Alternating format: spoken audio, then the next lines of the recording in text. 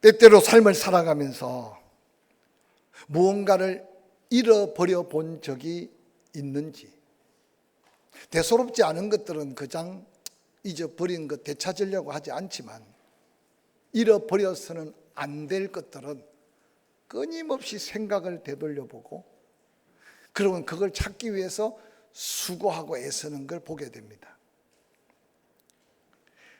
손에 쥐고 있거나 이 땅에서 필요한 것 잊어버려도 그렇게 찾는데, 오늘 그리스도인들 가운데 영적으로 너무나 소중한 것을 때로는 잃고도 잃은 줄 모르게 살아가는 심령들이 있다는 사실을 한번 생각해 보시기 바랍니다. 저는 지난 주일날 하나님의 형상대로 창조되고 하나님의 영광을 위하여 시험을 받은 우리의 속사람, 우리의 자존감을 어떻게 하면 회복해서 당당하게 하나님 앞에 설 수 있을까? 그래서 한 해를 마무리해 가면서 가장 소중한 내 자신을 한번 되찾아 봤으면 하고 말씀을 나누었습니다. 은혜 안에 살았던 사도 바울은 성령의 감동 속에 외칩니다. 하나님의 영광을 위해 지음을 받았다면 이 세대를 본받지 말고 살았으면 좋겠다. 세상 사는 사람들의 대충 사는 삶의 스타일대로 유혹받고 살지 말고 하나님이 기뻐하시는 일이 뭔지를 찾아봐라. 아마 삶의 예배, 너희 몸을 구별하여 거룩한 예배로 드려지는 너희의 삶이 하나님이 최고로 기뻐하는 일일 것이다.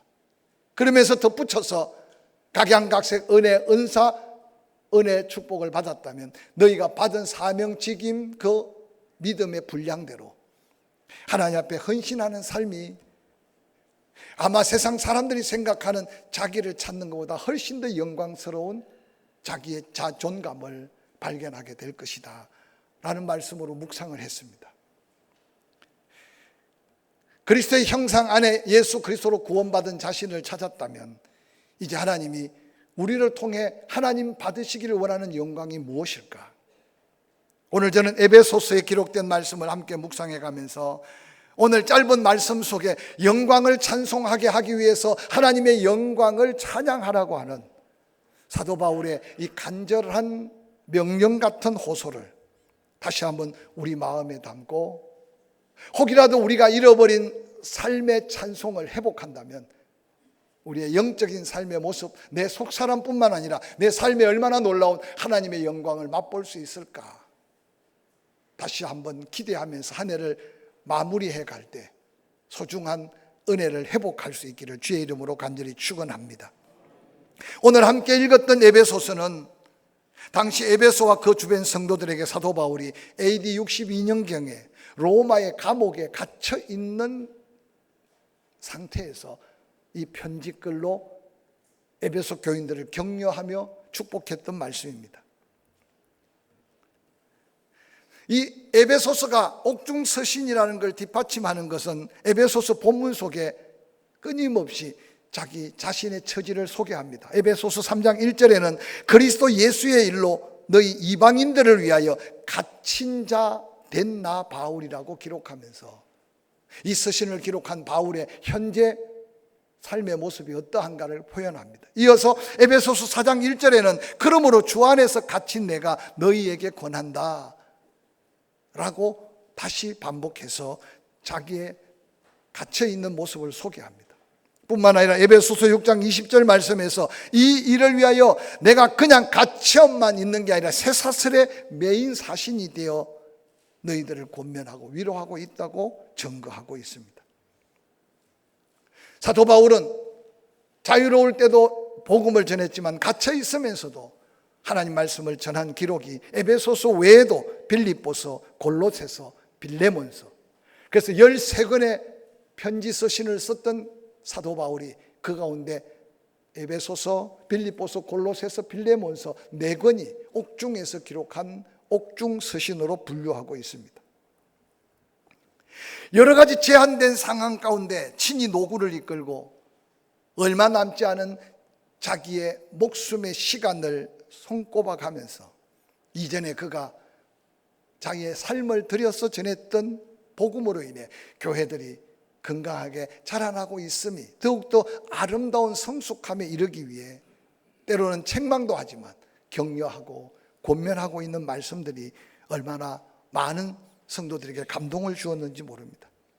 초대교회에 흩어진 그들에게만 감동이었다면 이 사도 바울의 서신 13권이 성경에 기록되지 않았을 텐데, 그의 마음속에 얼마나 하나님을 기쁘시게 하고자 하는 마음, 예수 그리스도의 마음을 품고 성령의 감동으로 기록된 이 말씀들을 정경화하고 하나님 말씀인 성경 속에 기록하고 오늘 이 아침에도 한 해를 마감해가는 우리에게 다시 듣게 하신 것은 귀한 축복이요, 우리에게 새로운 은혜의 말씀인 것을 기억하시기를 주의 이름으로 간절히 축원합니다. 오늘 함께 읽었던 에베소서는 사도 바울 자신이 당한 극한 환경이고 에베소와 초대교회 성도들 또한 핍박이 극에 달해 있습니다. 그럼에도 사도 바울은 견디라, 이겨라 라고 하는 권면도 있지만 오히려 받은 은혜를 다시 되새겨보아라. 그리고 그 감사의 크기가 은혜의 크기라면 반드시 찬송하며 하나님께 영광을 돌려야 될 것을 증거합니다. 역으로 이 말씀을 묵상해 보면 그들이 열심히 감사하고 그들이 열심히 찬송하고 있다면 아마 사도 바울은 열심히 감사하고 찬송하는 걸 격려하고 축복했을 겁니다. 그런데 오늘 본문에 보니까 에베소서 1장 3절 찬송해라, 찬송하자 라고 외쳤던 것은 그들이 마땅히 받은 은혜 안에 찬송해야 되는데 감사를 잃어버리고 찬송을 잃어버리고 살고 있는 그들에게 다시 찬송해야 될 거룩한 축복 담긴 도전이 오늘 본문의 말씀이 아닌가 생각합니다. 1장 3절은 이렇게 기록합니다. 찬송하리로다. 하나님 곧 우리 주 예수 그리스도의 아버지께서 그리스도 안에서 하늘에 속한 모든 신령한 복을 우리에게 복 주셨다. 사도 바울은 단도직입적으로 에베소 교회 성도들과 초대교회 성도들에게, 아니 이 아침에 우리에게 찬송해야 될 아주 분명하고 명료한 이유는 하나님 아버지께서 예수 그리스도를 통해 예수 그리스도 안에서 하늘에 속한 모든 신령한 복을 이미 우리에게 복 주셨다는 사실을 전제하면서 그 하나님의 신령한 하늘에 속한 모든 복을 깨닫는 자는 감사할 수밖에 없고 깨닫는 자는 찬송할 수밖에 없다는 대전제로 명령하고 있습니다. 오늘 사도 바울이 전가하는 말씀을 통해 신령한 복, 하늘에 속한 복, 예수 그리스도 안에서 얻어 누릴 수 있는 이 복을 기억하며 다시 한번 우리의 입술에 마음의 감사가 찬송으로 열려져서 하나님을 기쁘시게 하는 저와 여러분이 될 수 있기를 주의 이름으로 간절히 축원합니다. 그러면 사도 바울이 전가하는 하늘에 속한 모든 신령한 복을 받은 자는 누굽니까? 그 복은 어떤 복입니까? 1장 4절, 5절, 6절은 이렇게 다시 기록하고 있습니다. 곧 창세전에 그리스도 안에서 우리를 택하사 우리로 사랑 안에서 그 앞에 거룩하고 흠이 없게 하시려고 그 기쁘신 뜻대로 우리를 예정하사 예수 그리스도로 말미암아 자기의 아들들이 되게 하셨으니 이는 그가 사랑하는 자 안에서 우리에게 거저 주시는 바 그의 은혜의 영광을 찬송하게 하려는 것이라고 말했습니다.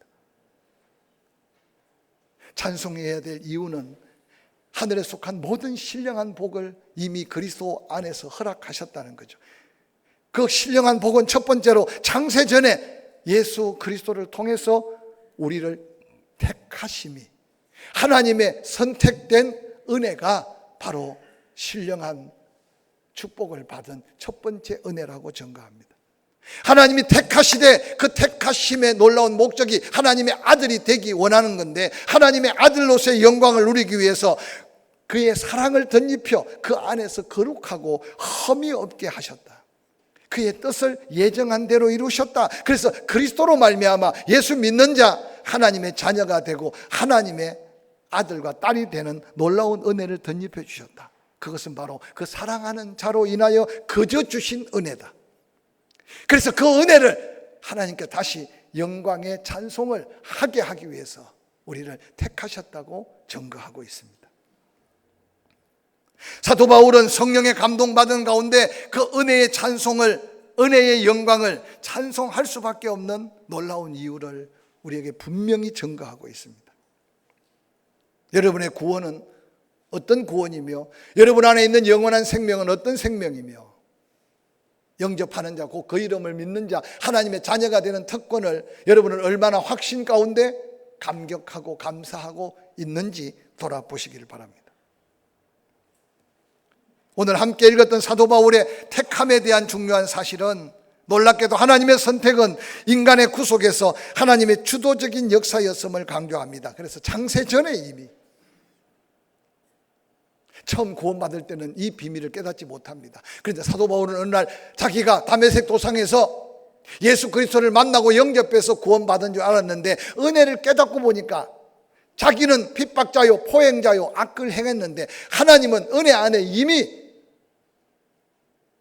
사울로 태어나기 전부터 하나님의 창조된 섭리 속에 자기가 구원받은 걸 깨닫게 된 거예요. 혹시 여러분 가운데 내가 믿음을 고백하고 내가 새롭게 결단하고 내가 버릴 걸 버리고 자를 걸 자른 후에 내가 예수 믿어 구원받았다고 생각하고 있다면 좀 더 그 구원의 감격을 믿음 안에서 한번 살펴보시기 바랍니다. 부모가 나를 잉태하기 전에, 아니 천지가 창조하기 전에 하나님은 이미 계획하고 예정된 은혜 안에 우리가 구원받았다는 사실을 깨달을 때 그 구원의 신비한 은혜는 이루 말할 수 없는 감격으로 이어지고 그것이 바로 하나님의 택함에 대한 놀라운 은혜인 걸 기억할 때 우리는 찬송할 수밖에 없다는 사실입니다. 이 창조 전에 놀라운 구원의 계획이 이루어진 것은 하나님의 구원은 어떤 선행이나 의로운 행위나 학식이나 도덕적 기준에 의해 결정된 것이 아니라는 사실을 분명하게 말해줍니다. 전적인 하나님의 은혜의 구원을 기억할 때 창조적 계획되고 예정된 그리스도 안에서의 이 구원, 그것이 바로 신령한 복이라는 겁니다. 뿐만 아니라 하나님의 선택은 공동체적이고 기독론적인 차원으로 예수 그리스도 안에서만, 아니 예수 믿음으로만 선택받고 구원받음의 진리를 사도 바울은 그대로 증거해 줍니다. 왜 하나님께서 이 자리에 있는 우리를 각양각색 우리의 삶과 환경, 우리의 체질에 따라 구원의 놀라운 은혜를 덧입혀 주셨을까요? 그것은 바로 거룩하고 흠이 없게 그 사랑을 덧입혀서 하나님의 자녀, 하나님의 아들이 되게 하기 위한 목적으로 우리를 선택하고 그냥 둔 게 아니라 거룩하게 하시고 흠이 없게 하셨다는 사실입니다. 거룩하고 흠이 없게 하나님의 아들이 되게 한 목적은 바로 그 은혜를 경험하고 깨닫고 하나님 앞에 영광을 찬송하게 하기 위한 목적이라고 사도 바울은 증거하고 있습니다. 진정 여러분들이 예수 그리스도를 구주와 주님으로 영접하고 나를 택하신 그 은혜를 기억한다면 구원의 신비로운 찬송들이 내 심령에 감동이 되고 우리 입술로 찬양되어지는 믿음이 회복되기를 주의 이름으로 간절히 축원합니다. 이어지는 에베소서 1장 7절은 이렇게 노래하듯 선포합니다. 우리는 그리스도 안에서 그의 은혜의 풍성함을 따라 그의 피로 말미암아 속량 곧 죄 사함을 받았느니라. 이는 그가 모든 지혜와 총명을 우리에게 넘치게 하사 그 뜻의 비밀을 우리에게 알리신 것이요 그 기뻐하심을 따라 그리스도 안에 때가 찬 경륜을 위하여 예정하신 것이니 하늘에 있는 것이나 땅에 있는 것이 다 그리스도 안에서 통일되게 하려 하심이라고 말했습니다. 그냥 선택만 해놓은 게 아니고 거룩하여 구별해서 하나님의 아들만 되게 한 게 아니라 우리를 완전히 그의 피로 속량하셨다. 그것이 풍성한 은혜의 증거라고 증거합니다. 다른 말로 말하면 우리가 죄의 삭선 사망 죄값을 우리가 치르고 죽어야 하는데 그 아들에게 십자가의 피를 흘리게 하심으로 우리의 죄값을 모두 갚아주심으로 완전한 용서, 완전한 구원, 그것이 하나님의 은혜임을 사도 바울은 재차 강조합니다. 특별히 이 구속이라는 말은 옛날에 노예를 속전 주고 자기 소유로 샀다는 뜻에서 사용되는 법적인 용어입니다. 하나님께서는 죄의 종노릇 하던 우리를 위해 죄와 사망의 권세 아래 죽을 수밖에 없는 우리에게 속전을 주고, 즉 예수 그리스도를 대신 내어주고 너는 내 것이다, 당신의 소유로 샀다는 법적 용어가 속량이요 구속입니다. 그래서 성경 찬송 중에 이렇게 고백합니다. 우리의 속죄는 금이나 은, 세상에 가치 있는 것으로 된 게 아니라 그 아들 예수 그리스도의 피로 값주시고 사셨다고 분명하게 증거하고 있습니다. 오늘 우리가 믿음에 대해서 인정합니다. 믿음으로 가는 곳이 천국인 줄 압니다. 예수 그리스도를 구주와 주님으로 믿는 순간 나의 죄값이 다 예수 피로 속량된 것 인정합니다. 근데 그게 내 심령의 감격 속에 감사로 이어지느냐 이어지지 않느냐는 우리의 영적인 건강 상태, 영적인 모습과 아주 밀접한 관계가 있다는 사실을 기억해 보시기를 바랍니다. 오늘 사도 바울은 택함만 받고 구별되고 하나님의 자녀가 되는 것만 해도 하늘의 신령한 복 중에 끊임없이 찬양해야 될 제목인데, 우리의 운명을 완전히 바꾸어서 죄값을 예수 그리스도의 피로 대신 속량하시고 죄 없다 하실 뿐만 아니라 우리를 거룩한 하늘에 속한 은혜 안에 있는 것, 이것은 은혜 중에 은혜고 찬양할 제목임을 다시 한번 강조하고 있습니다. 여러분, 보혈에 대한 찬송, 속죄에 대한 찬송을 때때로 부를 때 여러분의 심령에 어떤 감동이 있는지 한번 생각해 보시고, 이번 한 주간 하나님이 나를 택하시고 하나님의 자녀되고 하나님의 은혜 안에 살았던 것에 감사, 은혜에 대한 감사 찬송, 사망 권세를 깨뜨시고 지금 죽어도 천국 갈 대속의 은혜, 보혈의 은혜를 다시 한번 펼쳐보고 부르면서 여러분 심령 속에 그 찬송이 내 찬송인지 나의 고백인지 한번 돌아보시길 바랍니다. 뿐만 아니라 에베소서 1장 11절 이하에는 이렇게 기록합니다. 모든 일을 그의 뜻의 결정대로 일하시는 이의 계획을 따라 우리가 예정을 입어 그 안에서 기업이 되었다. 이는 우리가 그리스도 안에서 전부터 바라던 그의 영광의 찬송이 되게 하려 하심이라. 그 안에서 너희도 진리의 말씀 곧 구원의 복음을 듣고 그 안에서 또한 믿어 약속의 성령으로 인치심을 받았으니 이는 우리의 기업의 보증이 되사 그 얻으신 것을 속량하시고 그의 영광을 찬송하게 하려 하심이라고 선포하고 있습니다. 창세전의 예정을 입고 실질적으로 구원에 이르는 단계를 사도 바울은 에베소 교회와 초대교회 성도들에게 세 단계로 소개합니다. 그가 바울이 전했던 복음입니다. 복음을 듣는 것이 구원의 첫 번째였다. 그 복음을 듣고 너희들이 믿었다. 놀랍게도 믿는 순간 하나님께서 성령을 선물 주셔서 너희에게 성령을 인치신 것은 하나님이 약속한 모든 약속을 하나님이 개런티하신 거다, 보증하신 거다. 우리나라도 예전에요, 은행이 이렇게 활성화되지 않을 때 나보다 더 경제적인 능력이 있는 사람 보증을 서야만 은행에서 돈을 빌려줬어요. 근데 IMF가 와서 이 보증을 잘못 써서 어려움을 함께 당하다 보니까 우리에게 사실은 많은 관계들이 깨어져 버린 경제적 아쉬움을 우리는 피부로 느끼며 살 겁니다. 요즘 와서 여러분 형편 안 되면 안 빌리고 말지, 가까운 형제라고 해서 집을 담보로 보증시켜 달라면 사인해 줄 사람이 얼마나 될까요? 이건 어떤 면에서 소중한 관계들이 금융권의 관계로 다 깨어져 버린 세상 속에 살고 있습니다. 그런데 지금도 우리보다 훨씬 더 자유 경제가 활성화된 미국도요, 철저하게 이 개런티, 보증에 대해서 얼마나 활성화가 되었는지 모릅니다. 즉 나는 아무것도 없을지라도 집을 사거나 자동차를 살 때 보증해 주는 사람이 아주 명문화되고 명료화된 신용사의 신용이 있으면 은행은 그 사람 사인 하나만 보고 아무것도 따지고 묻지 않고 다른 서류도 필요 없이 모든 혜택을 공유해 줍니다. 성령의 인치심은 내가 복음을 듣고 내가 내 입으로 마음에 믿고 시인하는 것 같지만 그것이 하나님과 관계 속에 지울래야 지울 수 없는 확실한 구원으로 이르게 되는 것은 바로 성령의 인치심이라고 사도 바울은 증거합니다. 성령의 인침을 받는다는 뜻은 또한 무슨 뜻일까요? 그것은 하나님의 택하시고 거룩하게 구별하시고 하나님의 보혈의 능력으로 속량한 하나님의 아들 된 자, 너는 내 것이라고 하는 성령을 선물로 주시면서 완전한 성령, 온전한 성령이 나의 삶을 다 지배하도록 나에게 주신 성령의 선물, 그게 내주하신 성령이 성령의 인치심입니다.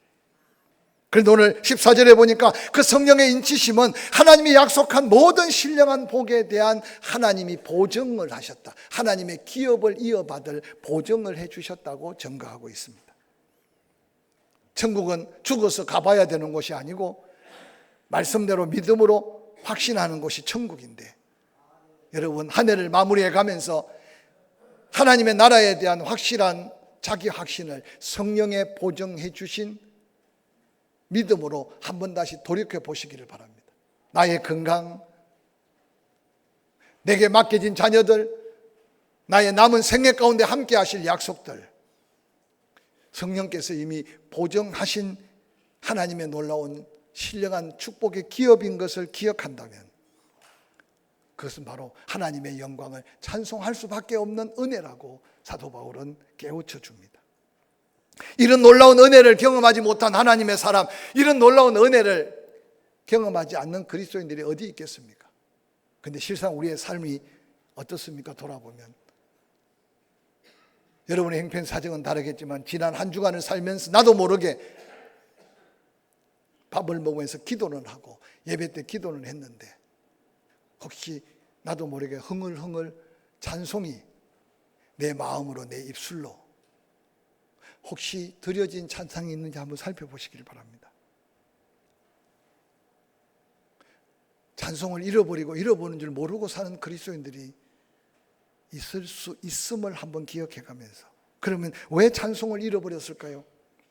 다른 이유가 많겠지만 받은 은혜를 잃어버리는 순간 감사가 사라지고, 감사가 사라지는 심령에는 찬양할 수 없다는 사실을 사도 바울은 도전하고 있습니다. 성경 곳곳에, 특별히 시편은 끊임없이 여호와를 송축해라, 여호와를 찬양해라. 뿐만 아니라 성경 곳곳에 하나님의 은혜를 깨닫는 자들이 각양다양하게 찬양하는 모습이 절비합니다. 그런데 때때로 전혀 감사할 수 없는 현장에 울려 퍼지는 찬송도 있음을 성경은 우리에게 보여줍니다. 사도행전 16장 22절 말씀을 소개하려고 합니다. 무리가 일제에 일어나 고발하니 상관들이 옷을 찢고 벗기고 매로 치라 하여 많이 친 후에 옥에 가두고 간수에게 명하여 든든히 지키라 하니 그가 이러한 명령을 받아 그를 깊은 옥에 가두고 그 발을 착고에 든든히 채웠더니 한밤중에 바울과 실라가 기도하고 하나님을 찬송하며 제수들이 듣더라. 이에 갑자기 큰 지진이 나서 옥터가 움직이고 문이 곧 다 열리며 모든 사람의 매인 것이 다 벗어졌다. 사도 바울의 2차 선교 여행 때 빌립보에서 일어났던 한 사건입니다. 빌립보의 아고라고 하는 엄청난 큰 동서 문명이 교환되는 그 시장, 아주 중요한 요지에 한 여인이 귀신에 들려서 점을 해주고 그리고 돈을 받습니다. 그런데 그 여인 배후에 오늘날 말하면 조직 폭력배가 자리 잡아서 이 여인이 돈을 벌어오면 그것으로 그들이 배를 불렸습니다. 그런데 어느 날 사도 바울과 실라가 이 귀신 들린 점하는 귀신을 내어 쫓아버렸습니다. 이것이 폭행당할 일이고 이것이 감금당할 일입니까? 저는 이 말씀을 묵상할 때마다 그들이 고소하고 얼마나 수많은 사람들이 바울과 실라를 때렸던지, 깊은 옥에 든든히 자코를 채워서 바울과 실라를 가두었습니다. 그런데 25절에 한밤중에 바울과 실라가 기도하고 하나님을 찬송한 이 상황은 저는 아마 얼마나 맞았든지 정신을 차리지 못하고 기절해 있다가 시간이 지나면서 한밤중에 처음 깨어난 바울과 실라를 생각해 볼 수 있는 구절이 아닌가 생각합니다. 그런데 놀랍게도 바울과 실라는 정신을 차리고 깨어나자마자 입이 떨어졌겠습니까? 피범벅이 되어서 붙었을 거고 숨이 제대로 써졌겠습니까? 온 가슴 등은 다 피범벅 멍이 투성일 텐데, 근데 숨을 들이쉬고 내쉬면서 기도가 시작되고 기도로 목이 열리고 입이 열릴 때 그들은 기도가 찬송으로 바뀌었던 이 사건은 끊임없이 우리에게 거룩한 도전이 되는 모습이 아닌가 생각해 봅니다. 그 성경 어디를 봐도 바울과 실라가 자유케 해달라고 아니면 기적을 일으켜달라고 기도한 게 아니라 성령에 충만하고 자기 사명에 충만했던 바울과 실라가 자기 스스로도 죽은 줄 알았는데 호흡이 되고 입이 열려지고 그곳에 하나님 앞에 감사하고 찬양했던 이 찬송은 큰 지진으로 인해 옥토가 움직이고 문이 다 열리고 모든 사람의 메인 것까지 다 벗어지는 기적이 상상할 수 없는 복음의 역사, 그곳에 빌립보 교회가 세워지게 된 하나님의 놀라운 역사였습니다. 사랑하는 성도 여러분, 성경 곳곳에 전쟁터에 나가면서 찬송해서 전쟁이 이기고 다윗이 미쳐 돌아가는 사울 곁에서 찬송하는 순간 사울에게 붙었던 악한 영들이 떠나가는 끊임없는 찬송의 능력과 찬송의 역사는 이루 헤아릴 수 없이 많습니다. 진정한 찬양은 하늘로부터 임한 신령한 복을 경험하고 하나님 앞에 감사할 때 터져 나올 수 있는 놀라운 하나님의 영광의 예물인 것을 기억하시기 바랍니다. 하나님의 은혜와 축복을 받지 않은 자는, 아니 깨닫지 못하는 자는 찬송할 수 없다고 해도 지나친 표현이 아닐 수 있을 겁니다. 그래서 어떤 분은 이렇게 기록합니다. 찬송은 은혜 받은 자만이 부를 수 있는 하늘의 노래이기에 감사와 감격의 눈물 없이는 진정한 찬송으로 하나님께 영광을 돌릴 수 없다라고 말하기까지도 합니다. 오늘 예배 전에 예배 중에 여러분이 불렀던 찬송은 어떤 찬송입니까? 종종 다른 교회, 낯선 교회를 가서 예배를 드려보면 벌써 찬송 부르는 감동이 그 교회의 영적인 모습을 가름해 볼 수 있습니다. 그래서 기도가 메마르면 찬송도 메마르고 말씀이 메마르면 찬송도 메마른다고 합니다. 성령의 능력을 상실하고 성령의 열매가 메말라지면 하나님 앞에 돌릴 찬송도 메말라진다고 말하기도 합니다. 그래서 믿음의 척도를 감사로 보기도 하지만, 믿음의 척도를 헌신으로 보기도 하지만, 믿음의 척도를 찬송으로도 스스로 살필 수 있음을 기억하시기 바랍니다. 사도 바울은 하나님의 신령한 복을 받고 그 은혜로 구속함을 받아 성령의 인치심을 받은, 보정받은 하나님의 자녀라면 다시 한번 우리의 찬송의 모습을 되살려보고 시간 입술이 열릴 때마다 여러분 입술에 하나님이 기뻐 받으실 만한 찬송이 드려질 수 있기를 주의 이름으로 간절히 축원합니다. 한 해를 마무리하면서 걱정거리도 근심거리도 때로는 불안하고 염려되는 것도 많을 겁니다. 그래서 여러분 찬송을 펼쳐보면 얼마나 다양한 찬송이 펼쳐져 있는지 모릅니다. 오늘 예배 후에 한 주간을 살면서 틈이 나는 대로 핸드폰에 찬송을 캐어보든지 찬송가를 펼쳐보고 한 장 한 장 넘겨가면서 내가 부를 수 있는 찬송이 몇 곡이나 되는지, 때로는 조용한 시간에 마음을 열어놓고 내가 고백할 수 있는 찬송 가사 하나하나까지 다 암송하지 못하더라도 최소한 1절부터 2절, 3절 내가 부를 수 있는 찬송은 어떤 찬송인가 한번 다시 찾아보시기를 바랍니다.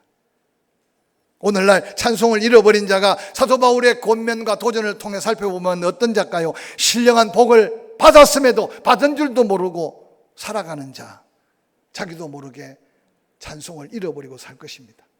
하나님의 택하심에 대한 확신, 구원에 대한 확신, 받은 은혜에 대한 확신, 성령의 감동과 그 성령께서 하나님의 모든 신령한 복을 보증해 준 그 감격을 잃어버리고 사는 소망 없는 자, 세상 유행가는 쉽게 튀어나오는데 아마 찬송은 힘을 들여 부르려고 그래도 불려지지 않는다면 우리는 너무 소중한 것을 잃고 지낼 수 있습니다. 사도 바울은 자신도 감옥의 부자요스러운 몸이지만 에베소 교회 성도들이 지금 필요한 게 뭘까? 하나님의 영광을 찬송하게 하기 위해서 이 같은 은혜, 이 같은 복을 주셨는데 다시 가슴을 열어봐라, 다시 목청을 돋워봐라, 다시 입을 10개 벌려봐라, 그리고 찬송해 보자고 도전하고 있습니다. 하나님은 낙심하고 실망한 이스라엘 백성들, 하나님 어디 계세요? 하나님 왜 우리를 이 모양으로 내버려 두셨어요? 라고 원망하고 탄식하는 가운데 이사야 선지자에게 이렇게 하나님은 말씀하셨습니다. 이사야서 43장 21절 말씀입니다. 이 백성은 내가 나를 위하여 지었나니 나를 찬송하게 하려 함이라고 분명하게 말씀해 주셨습니다. 같이 한번 읽어볼까요? 이 백성은 내가 나를 위하여 지었나니 나를 찬송하게 하려 함이라.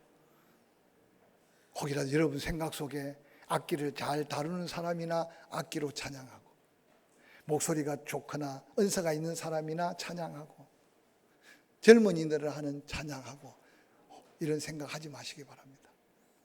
하나님은 여러분의 심령의 은혜에 대한 감격과 감사의 고백의 찬양을 들으시기를 원하셔서 오늘 이 아침에 사랑하는 성도들아, 한 해를 마무리할 때 찬송하며 하나님의 은혜를 다시 기억하고 감사로 찬양하고 그 은혜를 고백하며 영광을 찬양해라 라는 말씀을 마음에 담고 하루하루 찬송하며 하나님의 영광을 드러내는 저와 여러분이 될 수 있기를 주의 이름으로 간절히 축원합니다.